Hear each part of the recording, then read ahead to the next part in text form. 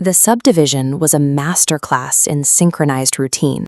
Mailboxes followed a single design, lawns were trimmed with military precision, and every porch light in the neighborhood clicked on at exactly the same time each evening.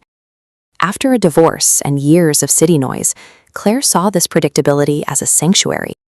She bought the little blue house at the end of the lane specifically because nothing ever seemed to happen there. The first week was as quiet as promised, but on the 8th night, the silence changed.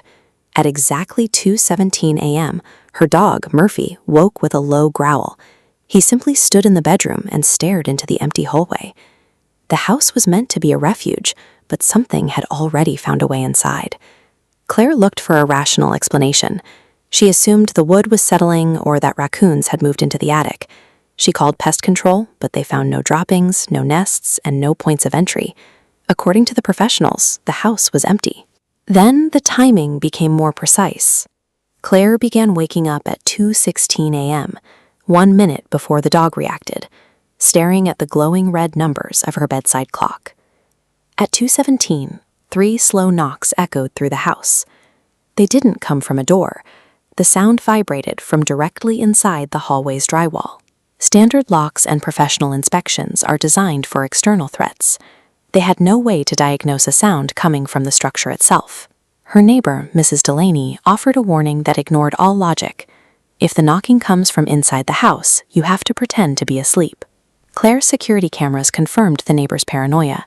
Every night at the same time, the system experienced a total 60-second blackout, leaving a minute of dead air in the digital record. The disturbance soon moved from the hardware to the dog. Murphy vanished into a rainstorm one morning, leaving Claire searching the neighborhood for hours. When he eventually walked back into the house, his paws were caked in thick mud, but his fur was completely dry.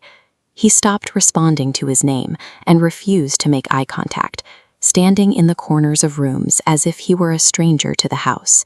Between the failing cameras and the dry-furred dog, the house was no longer following the natural rules of the world outside. Exhausted by the uncertainty, Claire decided to stay awake and face the 2:17 threshold. The moment the clock turned, every light fixture in the house shattered simultaneously. In the pitch black, the 3 knocks returned, but they were no longer localized. The sound hammered from the ceiling, the floor, and the walls all at once. Then came a whisper right against her ear, acknowledging that she had finally stayed awake to listen. When she looked toward the hallway, the back wall was gone.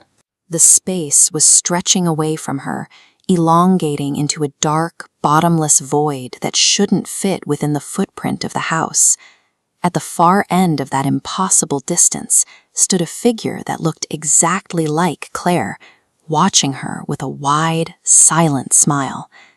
The blue house on the quiet lane had finally revealed its true interior. Claire fled before the sun came up, leaving behind her furniture and the dog she no longer recognized. She moved to a new city, trying to convince herself the hallway was a hallucination of a tired mind. Until a photo arrived on her phone. It was a picture of the new family's daughter standing in the old house.